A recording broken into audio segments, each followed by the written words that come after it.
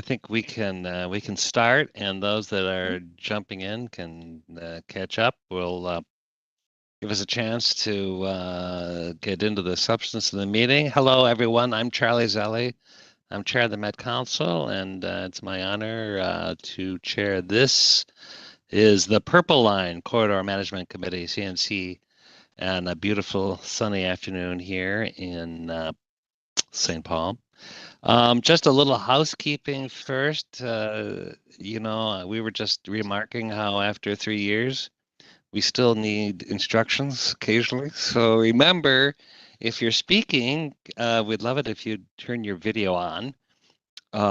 And please mute if you are not speaking, but if you are speaking, remember to unmute. And just so everybody knows, the meeting agenda, the summaries, all the materials will be on the project website, which is metrotransit.org/purple-line-project-committees. Okay, I know everybody's memorized that, but honestly, there's a link, and I think through the invitations, you'll be able to find it. Just so everyone knows, we are covering a lot of really great material, so it's good to see everybody after it's been a while, and a lot has happened, and we're going to go into the municipal project partner engagement. We're going to talk about the White Bear Avenue routing option, which is very substantive and exciting. Talk about the BRT route modification study update, and then a recommendation coming after work on the Arcade Street Station location. So that's what we've got for us in the next hour or so. And at this point, why don't I turn it over to our Vice Chair, Ramsey County Commissioner Victoria Reinhardt, and we can go through some introductions. We have a few new members too, I understand. Try unmuting and then talking. Okay, thank you, Mr. Chair. Yes, we do have 3 new members, and I'd like to welcome them today. My colleague, Mai Chong Zhang, is representing Ramsey County. Council member Lily Melander is from the city of Matamidi. And I was at a meeting today earlier, by the way, somebody said, if you don't know how to spell Matamidi, then you don't belong in this committee. So, and Community and Business Advisory Committee co-chair Lori Malone are the 3 new members to the Corridor Management Committee. And so I just want to say welcome, and then I would ask that Commissioner Zhang, I will just call all 3 of them off individually and ask you to briefly introduce yourself and get to know, and then we'll go around and introduce all the members of the committee. So we'll start with Mai Chong. Thank you so much, Vice Chair, Commissioner Reinhardt. I'm Mai Chong Zhang. I get the honor and privilege to represent District 6, which is the majority of the east side of St. Paul, and newly elected, but the Purple Line is not new to me. I have been involved in various times and points in my time at the city of St. Paul, working for the Ward 1 office. And just happy to be here, and also really honored and proud to be a part of this, as well as appreciating the leadership before me, and also making sure that this project rolls out. And I'm super excited for the rerouting conversation. Thank you. Yes, as we all are, I think. Council member Melander. Hi, everyone. I apologize. I'm dialing in. I will hopefully be able to be on camera shortly. I represent, I sit on the Matamidi City Council. I've been a resident here my whole life. I'm filling in for Council Member Schlegel. And I know he had mentioned that there are really great things happening, and this is going to be a fun meeting. So I appreciate you all having me, allowing me to join today. Welcome. And then Lori Malone. There you are. Here I am. Good afternoon, everybody. I'm a community representative for the city of Maplewood. I've been a Maplewood resident for 25 years, and I'm very happy to participate and be able to share any recommendations that or suggestions that I might have. Thank you. And let's see, then I'm going to actually, Craig, do you think that you could, I'm not sure, I don't want to start calling people's names off and not know who is here or not. So Craig, could you just, why don't we do a roll call so that we know who's here? Yeah, maybe start with Met Council with Councilmember Vento, if you want to introduce yourself briefly for the 3 new members.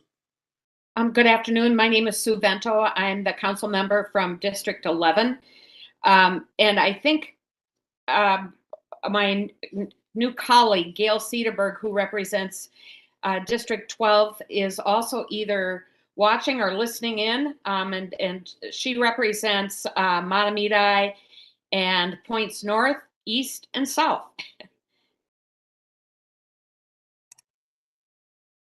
All right. Commissioner Reinhardt, maybe introduce yourself to Lori and to Lily. Yes, Victoria Reinhardt, Ramsey County Commissioner, and I am chair of the Rush Line Task Force, which still does exist, and then vice chair of the Purple Line Corridor Management Committee. I represent the cities of Maplewood, North St. Paul, and White Bear Lake. Councilmember Yang with St. Paul. Everyone, it's Nelsie Yang, councilmember in St. Paul Ward 6, which is on the east side of St. Paul. My gender pronouns are she and her. Great to meet you all.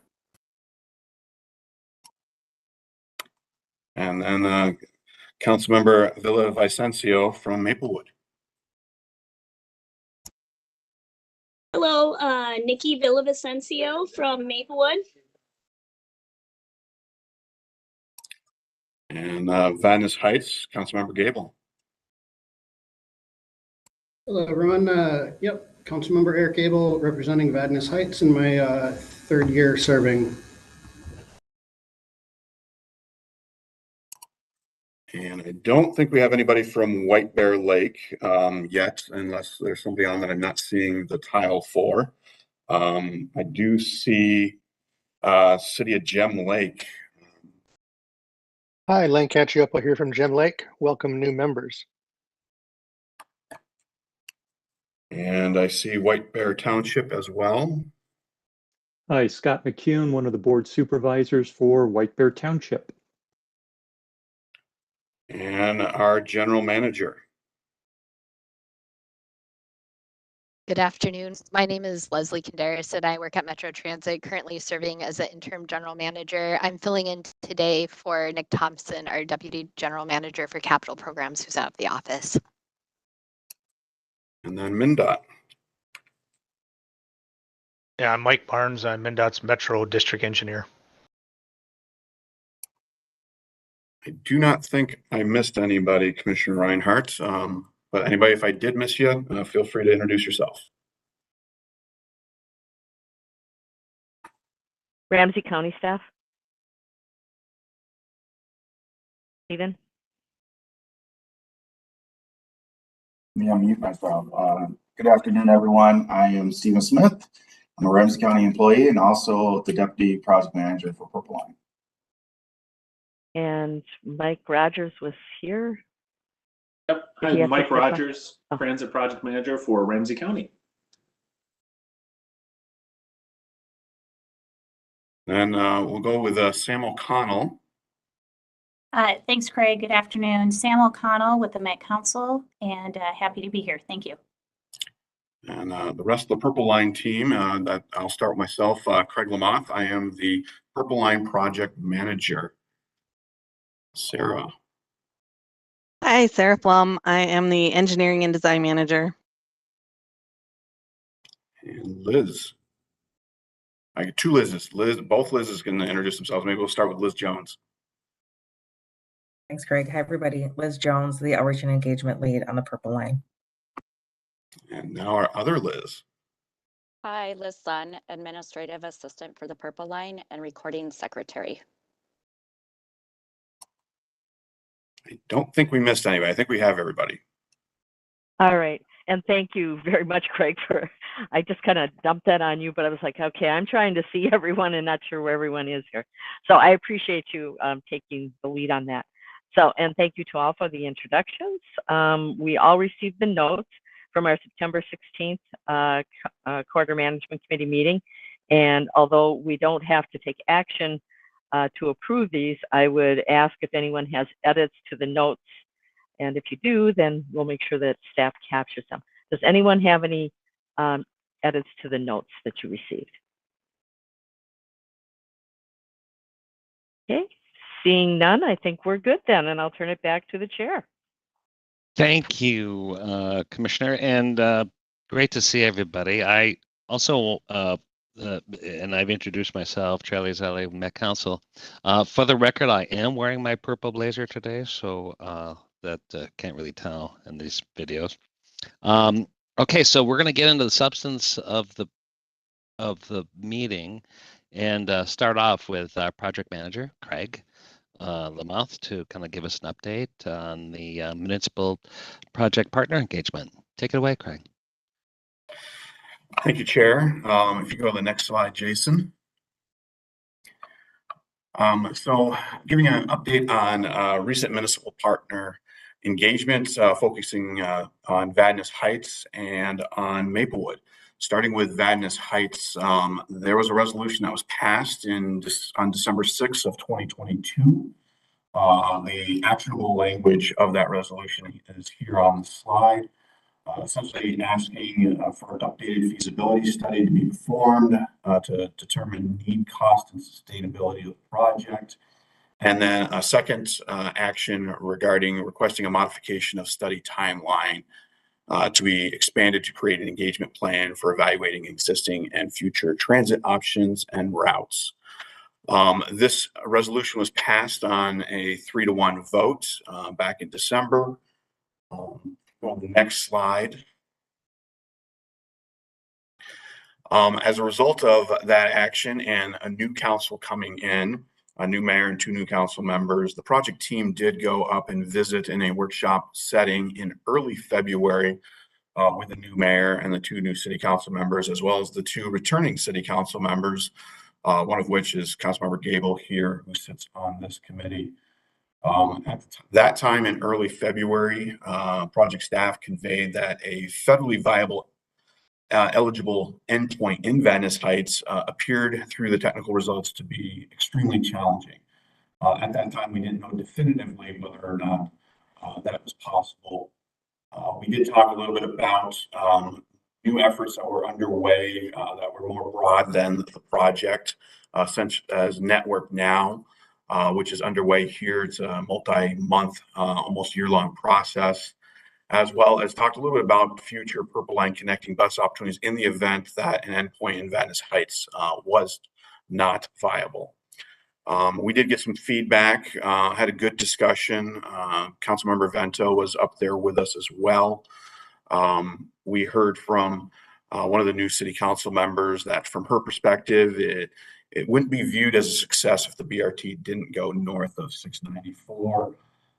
We also heard from the mayor and same council member that during their door knocking and campaigning in the fall, they had met a lot of folks that live in some of the high density residential that's along County Road D, which actually is south of 694. Vadnais Heights does extend south of 694 for those folks who didn't know that.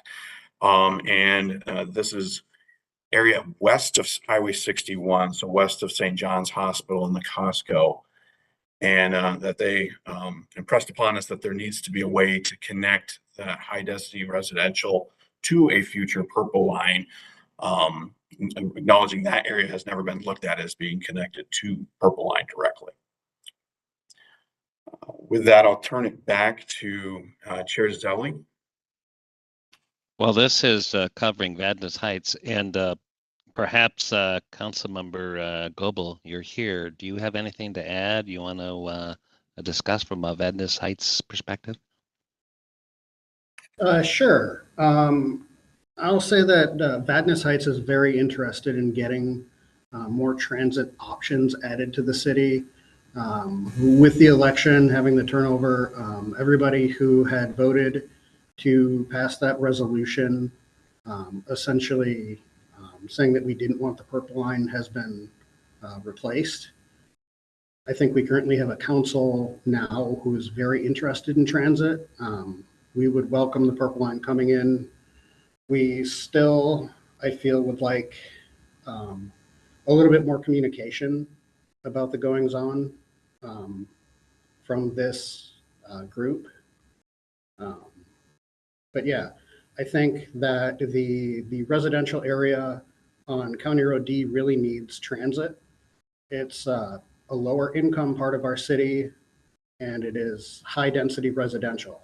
And a lot of these people really need some public transit options. So I'd really appreciate if we could look at somehow getting transit into Vadnais Heights, especially into this area.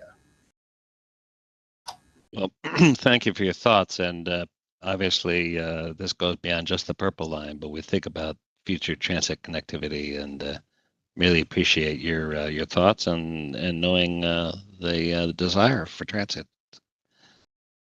Thank you. Thank you. Craig, back to you. Talk about Maplewood. Thank you, Mr. Chair, again. Going on to the next slide, Jason. So Maplewood passed a resolution actually before Vadnais Heights in October 24 of 2022. Their action here is stated here that they were recommending that the modification study that was underway, that the timeline be expanded to create an engagement plan to evaluate a more broader set of options and routes that work for all. That resolution back in October passed on a 5-0 vote. Go to the next slide. So the outcome of that resolution was a lot of discussion amongst the city council and the mayor in terms of how to implement that. That occurred in November and December, and that ultimately led, after the start of the new year, a city-led engagement process that was encompassing of Purple Line, but much broader than Purple Line. That process, as part of that, formed a 10-member task force or working group that included the mayor and the 4 council members, and plus 5 advisory committee members. Those advisory committee members included Nick Thompson, representing Metro Transit Met Council, Amanda Durer, representing St. Paul Chamber, and then Torrin Gustafson, a resident of Maplewood, also a member of the Gold Line BRT Community and Business Advisory Committee. Robert Smaller, Maplewood resident and part of the management team for Costco, as well as Diana Longery, former mayor of Maplewood and mayoral candidate this last election cycle for mayor as well, and a member of the No Rush Line Coalition.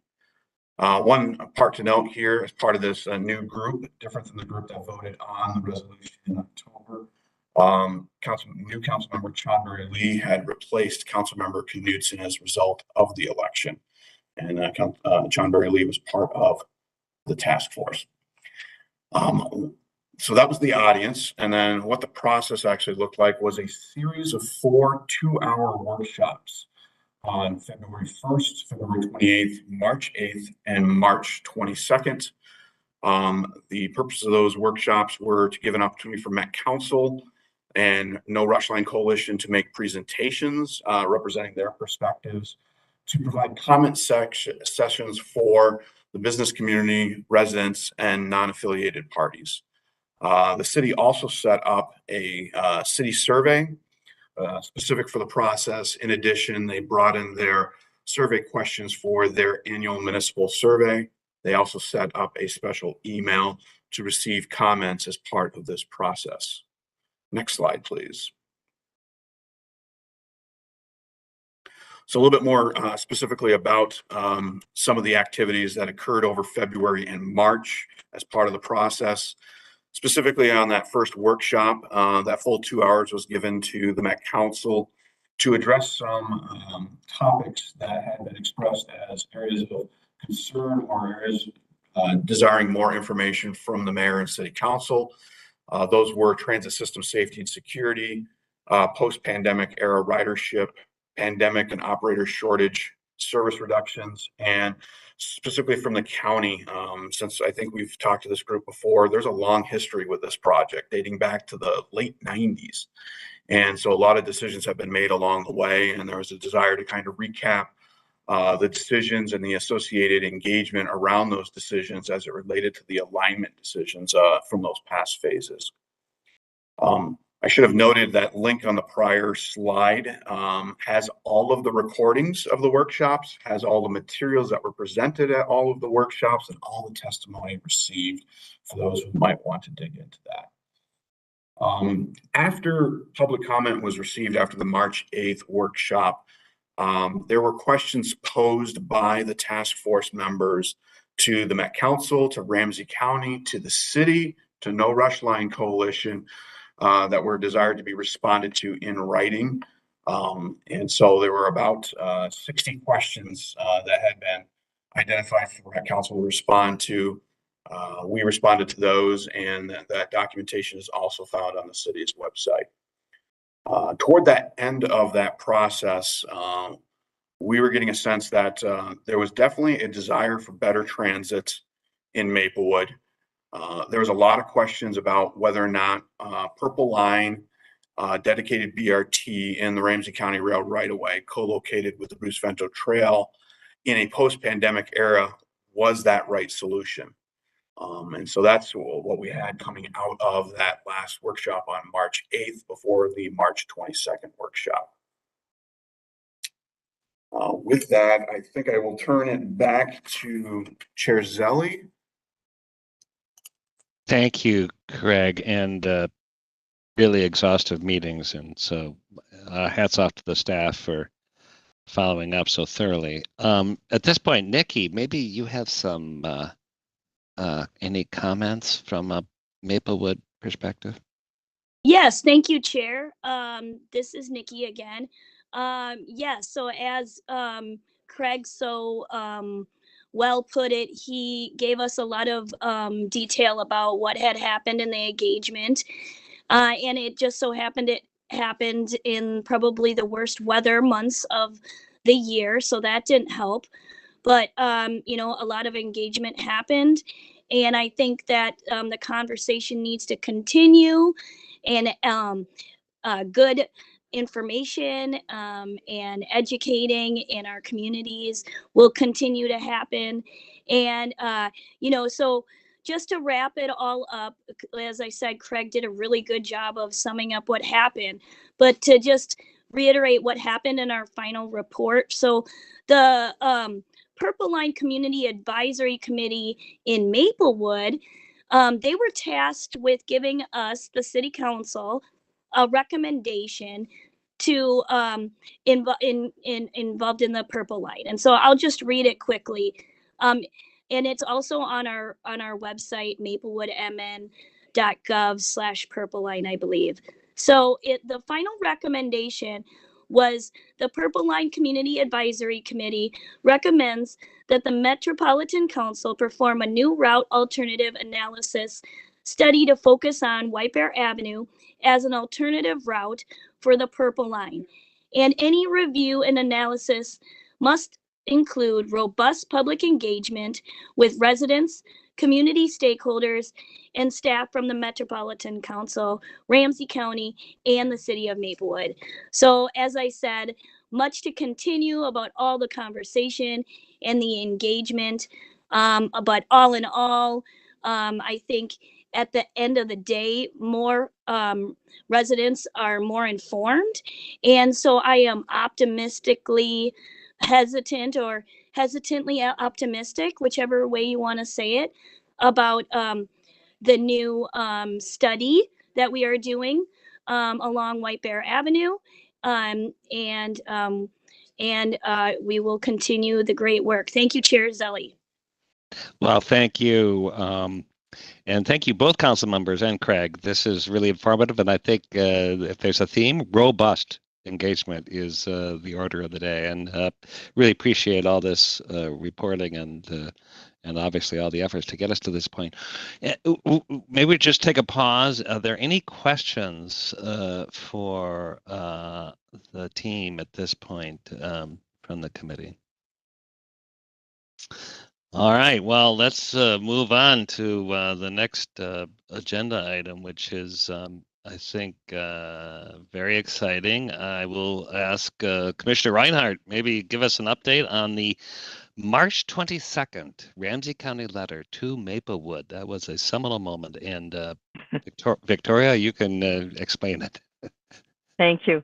Well, first of all, I think I have to start with simply saying that this was partnerships. Partnerships made this happen, because as recent as 1 week before, we were discussing the fact that White Bear Avenue wasn't something that we thought was viable, and basically the chair of the Ramsey County Board, Trista Matas Castillo, the chair of the Rail Authority, Rafael Ortega, and myself sat down and really worked through, well, why isn't White Bear Avenue an alternative? And what we were talking about was the fact that a lot has changed. I mean, we did look at White Bear Avenue before, and we did look at Highway 61. Highway 61, there were a lot of different reasons there, as far as environmental issues and things that did not make that viable. But White Bear Avenue, we realized that one of the things that we had looked at when we first looked at something that was similar to what we are proposing now along White Bear Avenue, but not exactly the same, that we had a different attitude. The whole community had a different attitude towards transit and transportation. Everything was really focused on vehicles, cars, trucks, moving things, and not so much on the needs of commuters and bikers and walkers and other different modes of transportation. And Ramsey County, as you know, has adopted an all abilities transportation network. Well, this was all something that was new to the picture. And we said, let's just look at this. Let's just talk it through. And we had quite a discussion. And then, of course, it was, well, what does this mean for the federal process? And so trying to get answers very quickly, because we knew that if we were going to be able to forward this, that we needed to clearly talk to Chair Zelle and other folks to see, is this even something that we can put on the table? Because as I stated at the Maplewood City Council meeting, we didn't want to put something on the table that we couldn't deliver on. And I have to tell you, the partnership, Chair Zelle, so appreciated. And because this is your project now, but obviously Ramsey County is a funding partner, and also a policy partner, and we appreciate that. And so if it wasn't for everybody coming together to say, okay, can we make this work? What does it mean as far as the timeline? And everyone really just said, okay, let's do this. Let's look at it. It is something that we can do. We're not going to be knocked out of a federal project status because of it. Let's look at this, as well as the endpoint that we were looking at before. We had to do route alterations anyway. So again, I guess I would really just like to say how much the partnership with the city, with the Met Council, with everyone involved with this, really trying to figure out what are our options, what makes the most sense, where will the most people be served, where are the most businesses, how are we going to do this? And it doesn't mean that we clearly don't have the answers. That's what we have to, Met Council is primarily charged with, getting those answers and making sure that we get, again, the word robust comes to mind, a robust analysis of this so that we can compare apples to apples. So it was pointed out then, and I think that it's still clear here, is that the Vento Trail, actually the line that is at the federal level right now actually goes all the way to White Bear Lake.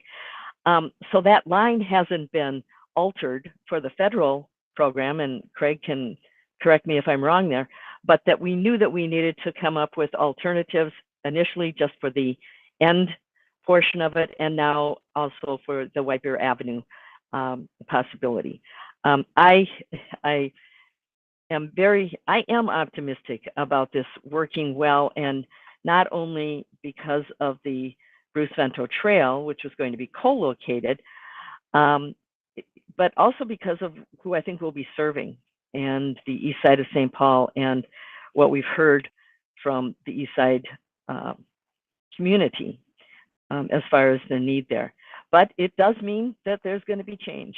And if this turns out to be viable, and again, I believe it will be, but data will tell us, and that's what we have to decide all of these things on. So we will go forward, and we will deal with the extension of the time, because anything, what is it? Our parents always said, if it's worth doing, it's worth doing it right. And so this was something that we were able to do and pivot relatively quickly.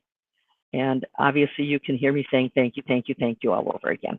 So what I'd like to do is to have the Deputy Project Manager, Stephen Smith, provide everyone with the additional information regarding the new White Bear Avenue routing option. And so I will turn it over to him, and I know that he has some slides. So welcome, Stephen, and thank you for all of your help. Thank you, Commissioner.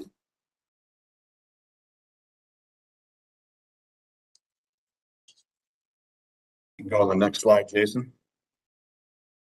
Okay, so I'm just going to go over briefly the letter, and thank you, Commissioner, for your words related to just kind of describing the engagement and what we went through to kind of arrive at this point. Appreciate all the collaboration to kind of get here. So with the letter, the new direction basically describes that we're going to maintain everything south of Maryland, but we're going to look at going down or going up the White Bear Avenue alignment. And with that, what that means is that in the letter, we talked about a roadway reconfiguration.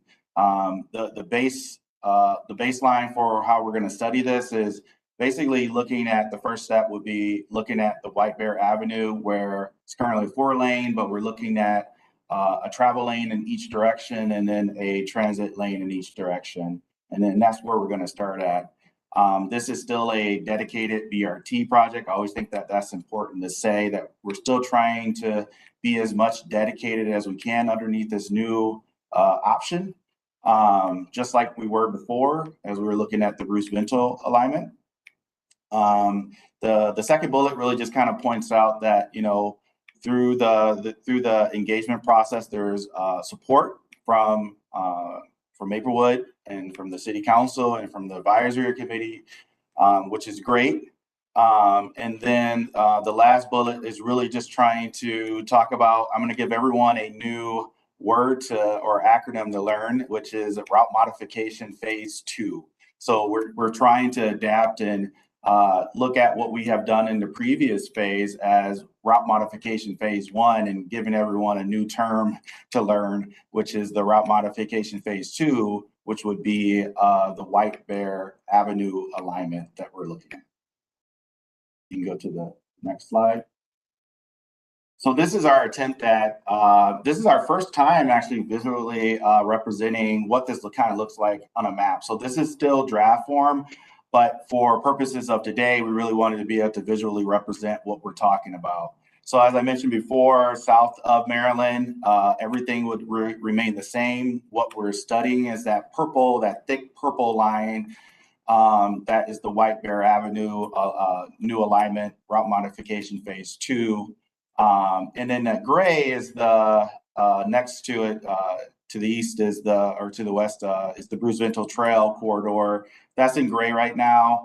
That is what that Route Modification Phase 1 that I will go into a little bit more detail about here in a second, but and what we learned from that. But that is, we have that basically shelved for now, but at some point what we're going to end up doing as we're studying the White Bear Avenue is that we need to be able to bring the White Bear Avenue to almost the same level as the Bruce Vento Trail alignment, meaning that we want to be able to make sure that we understand the trade-offs between the two, and that we are bringing them both up to the same level of ridership, meaning that any updates that we have to do related to basically bringing it up to a new analysis where it's going to be more current to a 2023 analysis, then we want to make sure that we're bringing Bruce Ventil Trail to that same level too at some point, as we're bringing it to the community, bringing it to this group to be able to talk about the trade-offs related to the two alignments. There's obviously a lot that we don't know about the Bruce Ventil or about the White Bear Avenue alignment. There's things that we're going to have to learn. As the commissioner said, but we're really excited as a project to learn more about the White Bear alignment and really learn to see what kind of viability it has federally. One thing to note is when you look up to the north, you see Century College, you see Vandus Heights.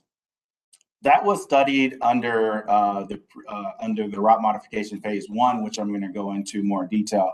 What this is basically representing is that we're still going to have to learn to see what kind of viability is out there related to Century College. So that won't go away.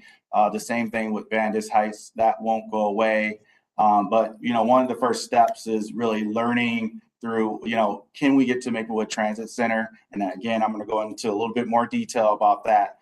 But that's one of the first steps, is learning where can we get to, and then figuring out, can we get somewhere further once we learn what the federal viability kind of looks like.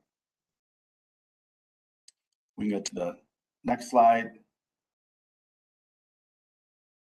So one of the things I wanted to read is a concurrence item for the chair.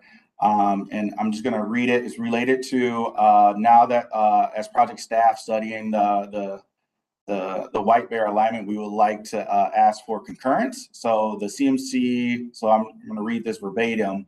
The CMC concurs with the project staff working in collaboration with their project partners, stakeholders, interested parties, moving forward with evaluating the feasibility and viability of the Purple Line operating in dedicated lanes on reconfigured White Bear Avenue, generally between Maryland Avenue and St. Paul and Beam Avenue in Maplewood, consistent with the Ramsey County letter dated March 22nd, 2023 to the city of Maplewood.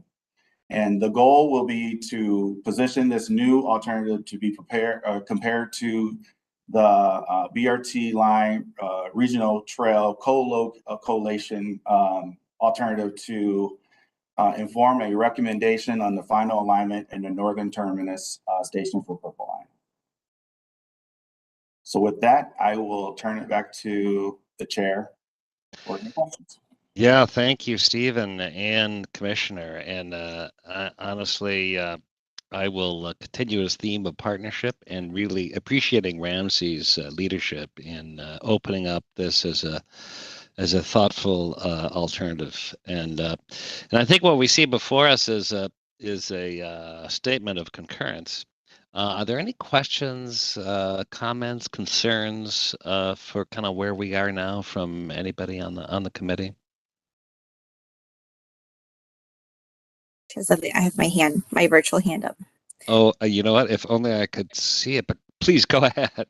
Okay, hi everybody. This is Nelsie Yang, council member in St. Paul Ward 6, which is in the east side of St. Paul, and White Bear Avenue runs right in my ward. I do want to say generally that as a council member representing this area, I am supportive of the realignment of Purple Line onto White Bear Avenue. This is like I've only heard great things so far from my constituents about this, and so I am supportive of it. I do want to raise some thoughts that I have in mind, especially to our partners at the county, though, that doing this would really create more of an urgency for us to prioritize safety for pedestrians and bikers on White Bear Avenue. This is a street that is really busy. It's right along the Hillcrest Shopping Mall, which is a very, very busy business corridor itself. And we have development coming onto this street here pretty soon, because the city will be picking a developer for the Hafner site, which has been vacant for a very, very long time now. And many of you know that the former Hillcrest Golf Course is in the works of being developed too. So with 1,000 new households coming in, and our goal is to bring in 1,000 living wage jobs to that site too.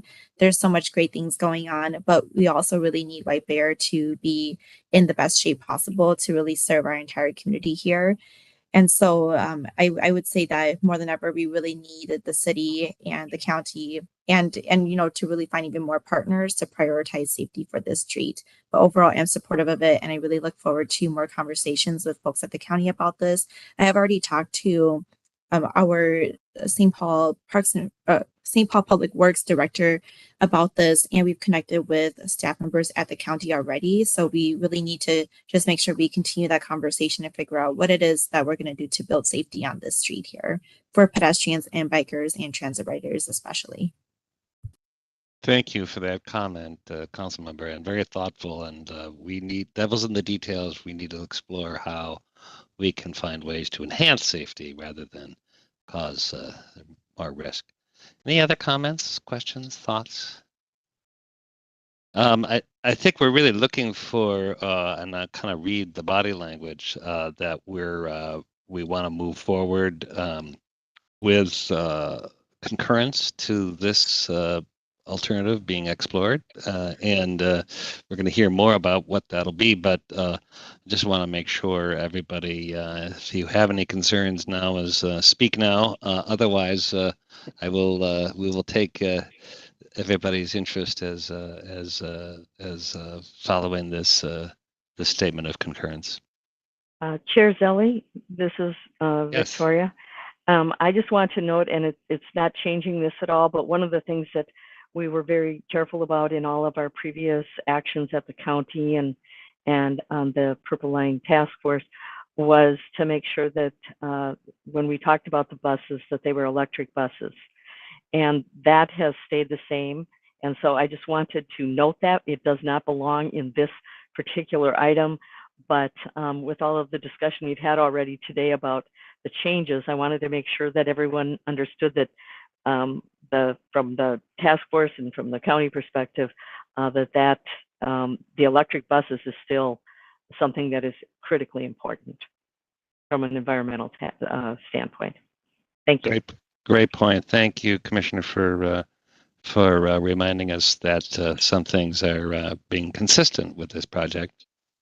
But there's a lot of work to do ahead, so we're going to hear more about that here in a minute. Well, with that, let's move on to.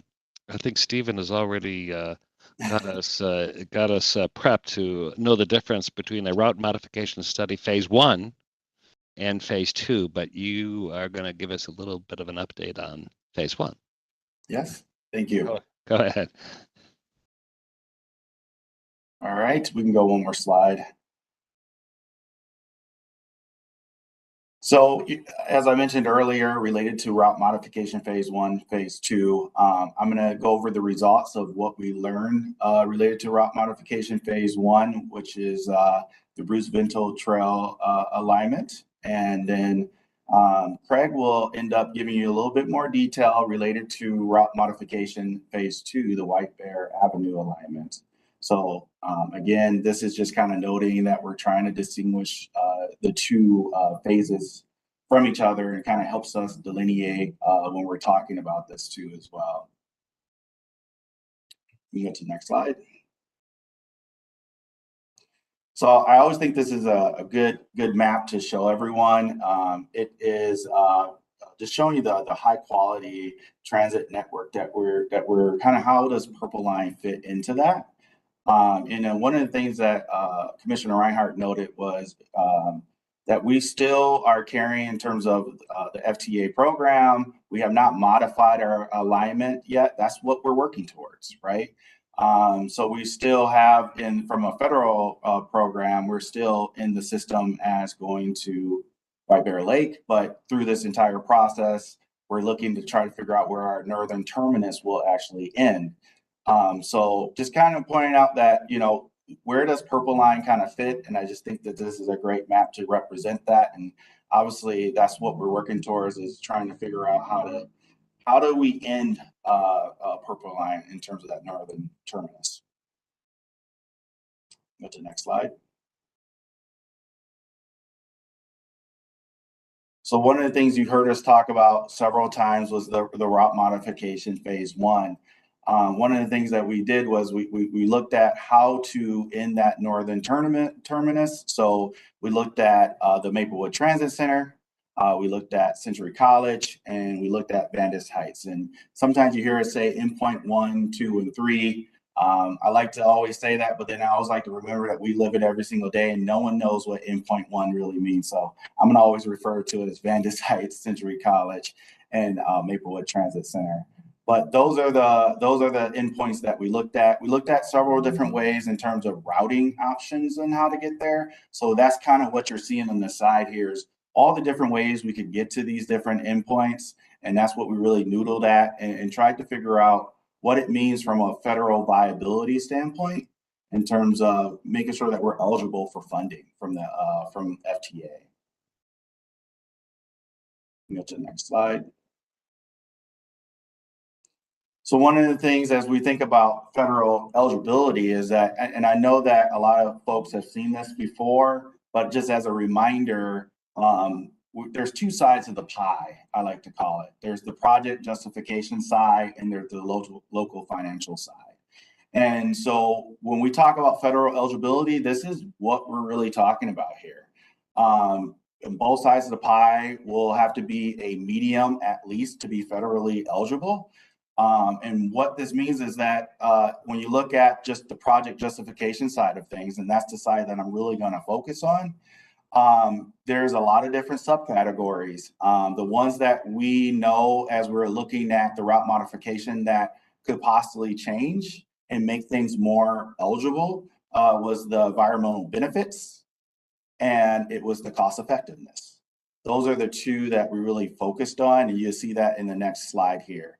But I just wanted to, again, kind of ground everyone related to how FTA looks at each project across the nation that submits. This is a discretionary fund, so it requires us to be eligible. And they look at this and they have criteria and that we submit in. So, you know, a lot of times folks will ask us, well, how do you know you're federally viable? Well, they supply a template to us that has all this criteria that we have to fill out, and we enter in all the information. We submit that to them, and they grade us basically. And so this is where, again, everything on both sides of the pie needs to be a medium.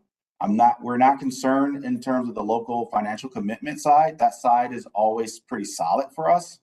Again, we're just really focusing on the project justification side of things. You can go to the next slide. So this is something for members that were that seen this in September. So this was presented at the September CMC. It's just more of a reminder of what was shown previously. It's been a long time since we met. And so one thing when the project team introduced Century College, Vandus Heights, and the Maplewood Transit Center, we kind of already did a little bit of our homework. We figured out what do we need to do, where does it kind of shake out right now. And so as you can see, going to a Vandus Heights was a medium low at the time, going to endpoint 1, endpoint 2, meaning Maplewood Transit Center. Underneath New Start, Small Starts, this is just really getting into the different CIG or the capital investment grant programs, the CIG programs. Which one do you fall under?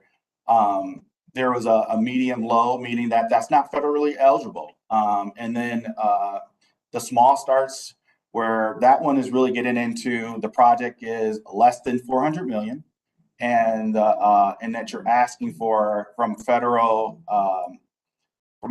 ask, it's less than 150 million. So the federal contribution there. So what that was able to be scored at a medium when we filled out all the criteria in the template, and then Vandus Heights was a medium low. And one of the things that we learned through this is that what we were trying to focus on is improving environmental benefits, as you heard me say before, and the cost effectiveness. So environmental benefits looks at the emissions related to the project, how much we add to the network, how much we take away from the network. Those are evaluated through the environmental benefits. It's a very calculated metric. And then the cost effectiveness, which is now that takes into account the overall costs of the project from an annualized cost standpoint, and then it takes into account how much ridership we also get too as well. So those are the two metrics that we were really trying to focus on when we introduced this to you back in September. You can go to the next slide.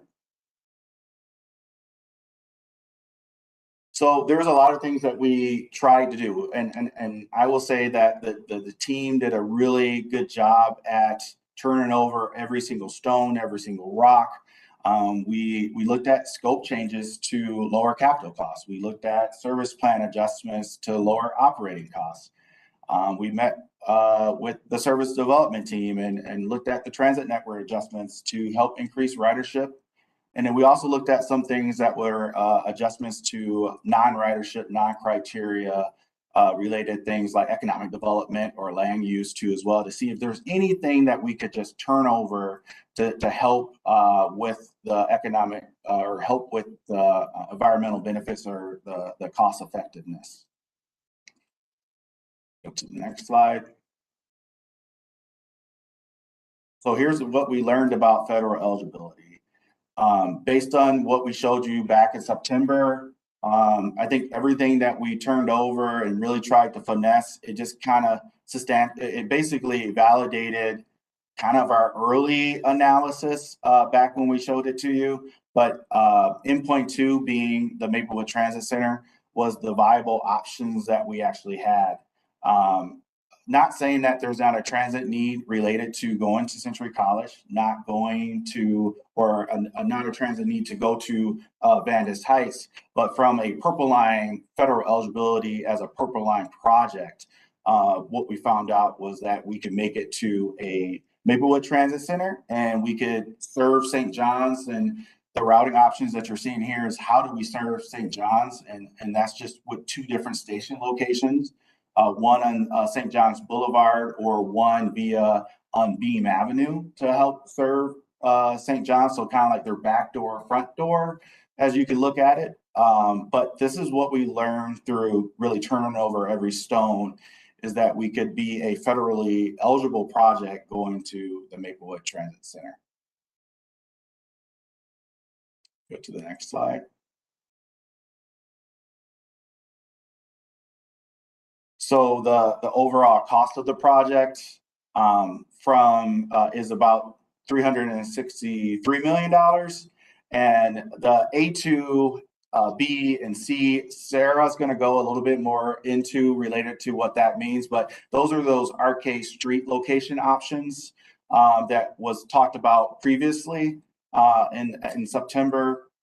So Sarah's going to go a little bit more into detail what that means, but basically, we made sure as we're evaluating each one of these federal eligible options that we wanted to make sure that what does it mean for these options that we're carrying at this one station location, because we knew that wasn't resolved yet, but we wanted to make sure that we understood from a routing standpoint what could be eligible. So we definitely went through the effort of evaluating each one of these options related to the Arcade Street Station. And again, Sarah will go a little bit more into detail related to that one, but this is just kind of giving you a sense of overall cost of the project.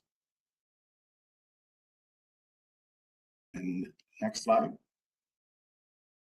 So what are we kind of doing now? So this is kind of talking about the next steps related to the route modification phase 1. With the new change in direction, the staff is working really hard on, we're trying to put together a schedule of what it means to kind of wrap up or put the Bruce Mintle trail alignment on a shelf for now until we can later compare it.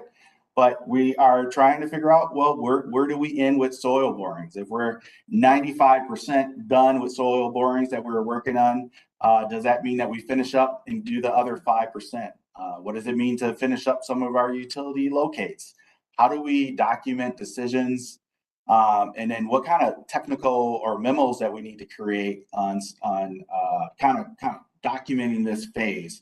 So we're going through a lot of hard work right now on just trying to figure out these things. It was a decision made March 22nd, and it's still fresh to us as a project. So we are still going through the effort of meeting as a staff and really trying to figure out what does it mean to kind of wrap up this current phase so we can get ready and get prepared for the next phase that Craig is going to go a little bit more into detail. But with that, I will turn it back to the chair for any questions.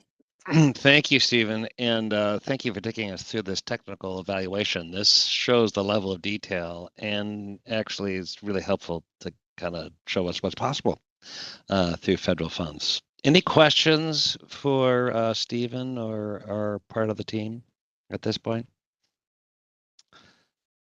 Well, I think, Stephen, you alluded that we're going to hear from Sara more on the arcade, but first, maybe Craig, you're going to give us a sense of what the next steps are as we explore the White Bear Avenue option.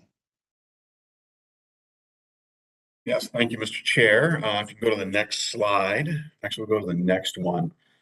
So I don't have many slides to cover, as was noted by Stephen. This is all still fresh news from March 22nd. So we're really trying to get our heads around what it's going to take to deliver the evaluation for White Bear Avenue.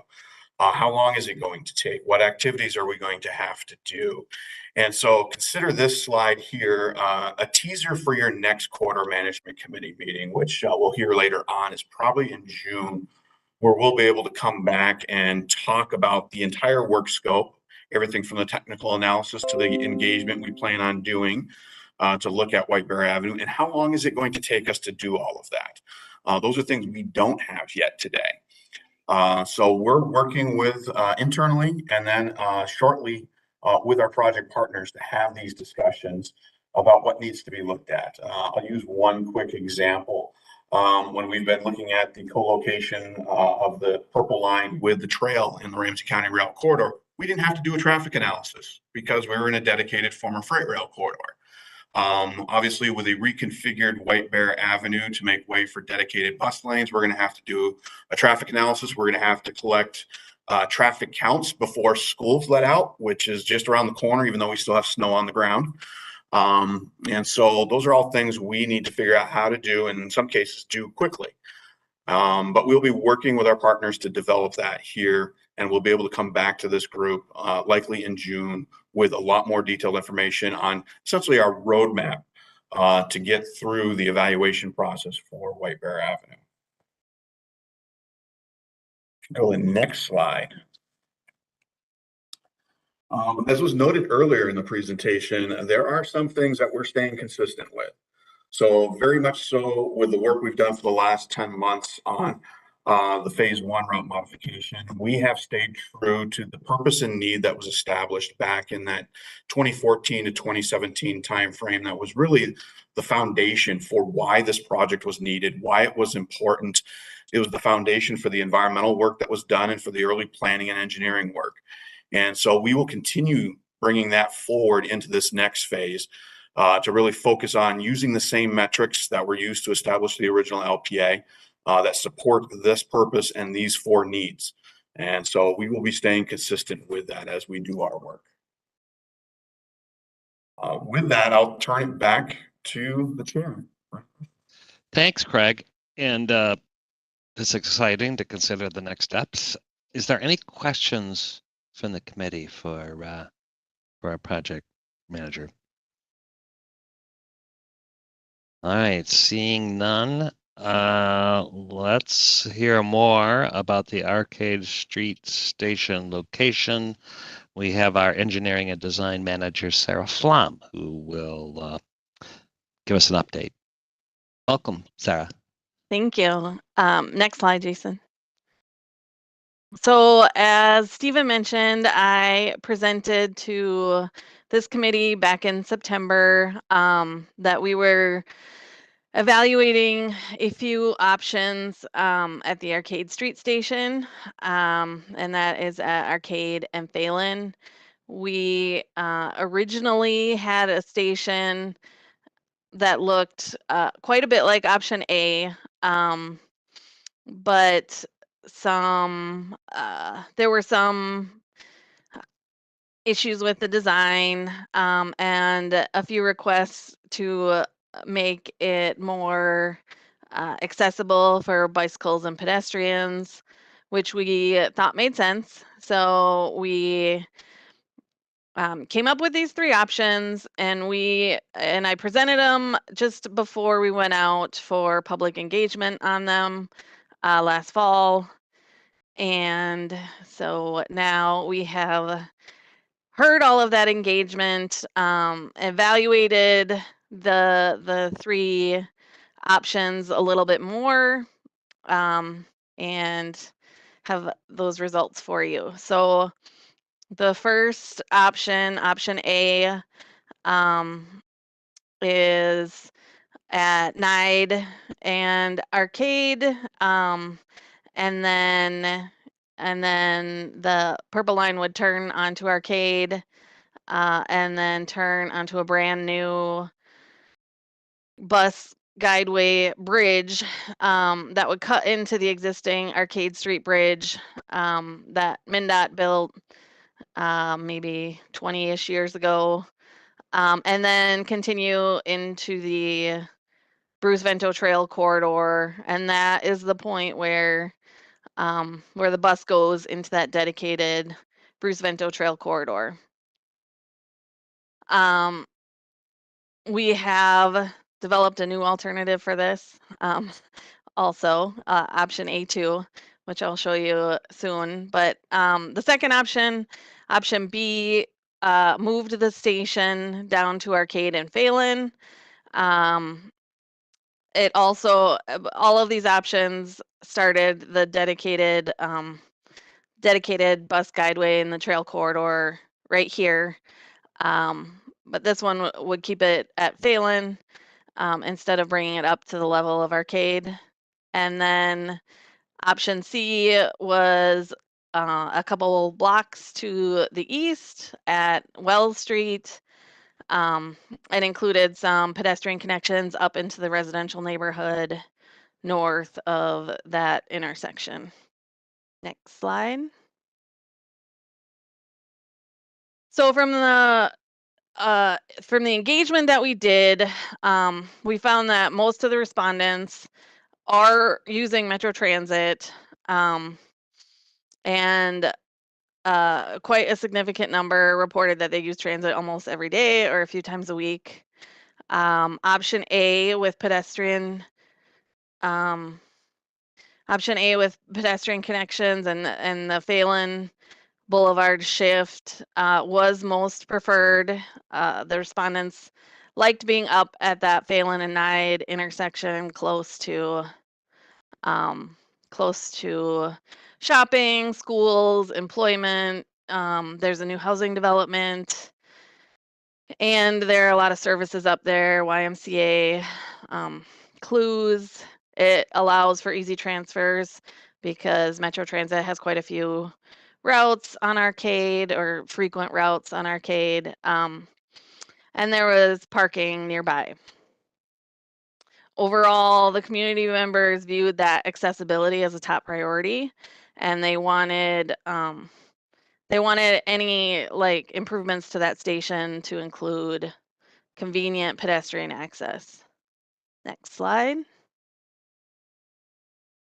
So we developed our drawings just a little bit more to kind of show how it would actually look with some of the green space, and with showing this the shift of Phelan Boulevard in order to fit that guideway bridge in, and the trail, and there's an existing very large stormwater tunnel. In order to fit all of that in, we would have to shift all of Phelan Boulevard to a portal south of where it is right now, going under the Arcade Street Bridge. So this was developed just to kind of show a little bit more how all of those details would look. And this is the preferred, this was the preferred alternative. It's also very, very expensive. So we looked at it a little bit more and tried to figure out how to have the station where people wanted it, but not have to build this level of infrastructure because of how expensive it would be. So if you'll go to the next slide. So we came up with this alternative, which keeps the station up at the level of the Arcade and Nide station. It still requires a bridge, but a much smaller bridge. This bridge would just go over the bike path and the future Pflaum Creek channel that may be daylighted as part of that Pflaum Creek daylighting project. This also it requires less signals.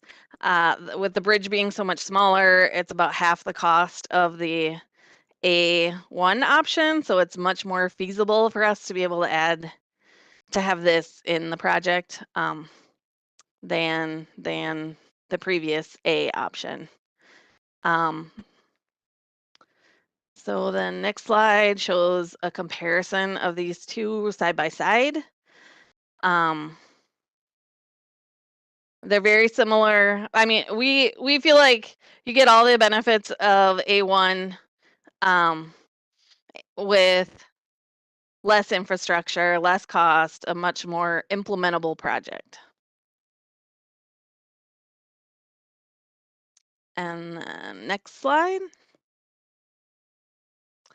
So this is a more rendered version of option B, showing how the bus would turn into the dedicated guideway, also showing the pedestrian connections up to Arcade and Nide. The next slide. This was option C with the stations at Wells. It also shows the pedestrian connections up to the neighborhood up just north of the station. Next slide. So when we considered all of our evaluation criteria, options A and B all perform satisfactory in all the criteria. There were some safety concerns identified for option B just due to the elevation difference. You know, option B is down kind of at the base almost underneath the Arcade Street Bridge. And people liked the visibility better at option A. Option C did not perform satisfactory in the supports local vision category. The majority of the public input supported options A and B. And C really didn't support the City of St. Paul's comprehensive plan either. Next slide. So today we, as a project team, are recommending moving forward with this option A2. And so I'm going to read the CMC concurrence statement in its entirety.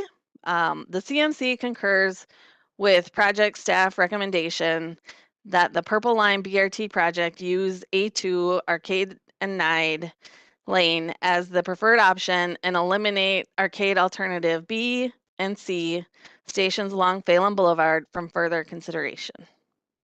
And then I will turn it over to the chair for discussion. Thank you, Sarah. And we have a recommendation from the staff, but before we jump into that, maybe Councilmember Yang, this is in your district and you've been studying some of this. Do you have anything you'd like to share on this recommendation? Yes, thank you, Chair Zelle. Yeah, I wanted to share that I am very supportive of the recommendation. Sarah, I really appreciate you and your team for connecting with me every step along the way, updating me about each option available, and also doing community engagement with folks in the East Side. Our East Side community, they're also really supportive of the recommendation too. I know that this was the top option for them from the get-go, because this stop here is also really close by to a shopping mall. And so when we think about what is best for transit riders, what will be most convenient for pedestrians, it really is option A too. So I really appreciate the work that you all have done and will be supporting this. Great, thank you. That's really important to know. And clearly this was a very thoughtful process, not just, Sarah, I say this with such deep respect for engineers, but we consider the human element and the people's opinions who are users of transit in this area now. So that was really important. Any other thoughts, questions on this recommendation?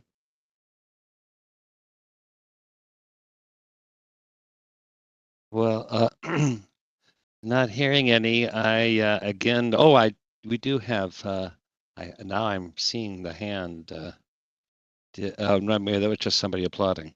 I'm going to continue to read the body language in this Zoom room and know that if there are deep concerns about this recommendation about a preferred A2 alternative, speak now. Otherwise, I think we have a general consensus and concurrence. I like that word for following this recommendation.